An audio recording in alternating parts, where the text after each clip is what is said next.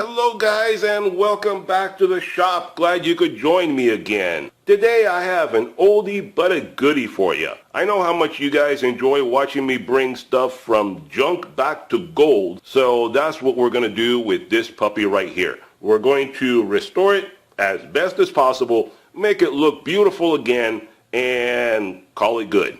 Okay, so let me tell you a little bit about this. This is a Sterling battery charger by Rizk Industries, that's R-I-Z-K, and this is model CH110, and as you can see on the bottom there, it has a 100/80 amp charger. It'll charge anything 6.5 volts to 13 volts.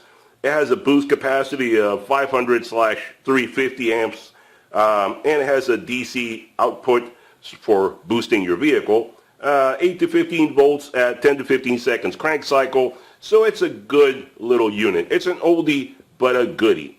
I couldn't find any information on this particular unit online, but Rizk was making a similar unit to this up until fairly recent. I just couldn't find anything really current on Rizk or their current models. If any of you guys have any information on this particular unit, post it down below. I'd really like to have more information to share with everybody else. The writing that you see on the front cover there is actual paint. It's not stickers. So that tells me this is a fairly old unit going back to, I don't know, the 70s or something like that, because ever since the 80s, 90s on up, almost everything has been stickers. And this you can tell by touching it, and you can tell by little mistakes that it has on the lettering that it was actually painted on. So this is a hand-painted lettering or stenciling that they did on there. So that's pretty good. And it tells me it's a fairly old unit. It has no date anywhere on the unit. So like I said, an oldie but a goodie. We only have to guess at how old it is. And that makes it all the more special to bring it back. So let me take you around the unit. Let me show you a little closer what we're working with here and what needs to be done to it. And we'll go from there and figure out a strategy as to what needs to be done. Okay, so here we are at the unit, and let's see, starting off, you can see at the bottom, there is a lot of rust that we need to fix there at the bottom and throughout the body. Obviously, it was under a condition where some water was dripping on it. You can see a lot of rust dripping down there. The face has a bunch of scratches and stuff like that. Nothing we can do about that because you cannot get a replacement for this anymore. The side, as you see, there's a lot of rust down there at the bottom. The top has some rust up here. The bottom is really rusty and nasty, so we got to fix that up. The other side is pretty much about the same. Rust at the bottom, working its way up. The handle is in really bad condition. A lot of rust. I don't know if that's surface rust. I'll hit it with the wire wheel and see if we can get that to come off and make it nice again. If not, we'll just have to clean it up and either paint it black or silver. I'll decide at that time. So it was some kind of nickel or chrome or something at some point, but right now it's just a pile of rust. So let's start cleaning this baby up and see what we can do. Oh, and this compartment here in the front is what holds the cables and everything down there. Let me give you a shot of with the cables pulled out. There you can see it with the cable pulled out. It has a nice long cable, good thick gauge to it. That is a very good thick grade of cable. I mean, it's almost as thick as my finger. It is pretty darn good. I don't know if that's like a 10 gauge or what that is. It is very thick. Well, in moving it around right now, one of the wheels shattered. So we're going to have to pimp this ride. Maybe put some mag wheels or something on it. Definite time for upgrade.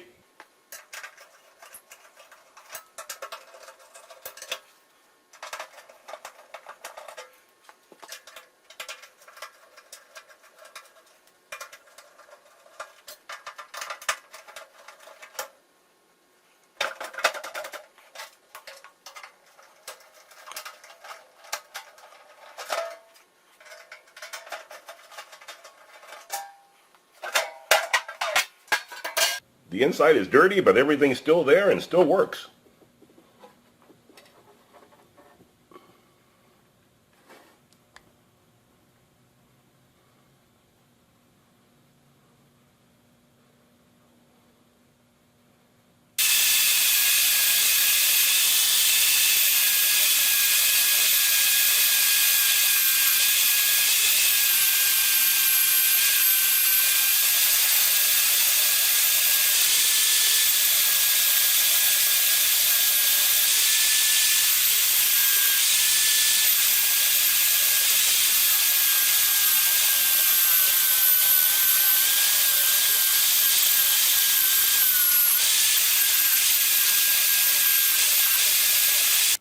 Unfortunately, all the nickel finish is gone in some places, so the only solution is to paint it. I tried to bring it back, but it's just not possible. That is not rust. That's just the nickel plating gone. Or the chrome, whatever it was. It's gone. That's just bare metal.